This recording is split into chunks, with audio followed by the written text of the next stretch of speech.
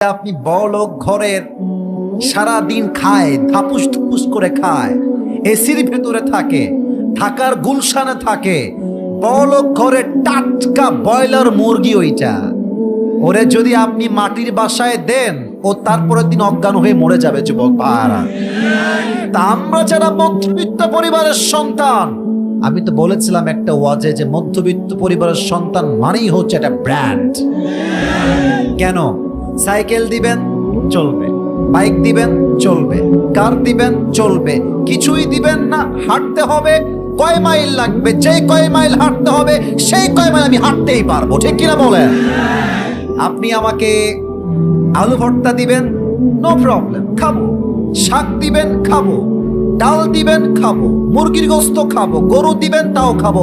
কিছুই দিবেন না, জাস্ট একটু পানি দিবেন, ভাত দিবেন, আর একটা মরিচ দিবেন, পান্তা ভাত খেয়েও আমার পুরো 3 বেলা চলে যাবে। যুবক ভাড়া আমার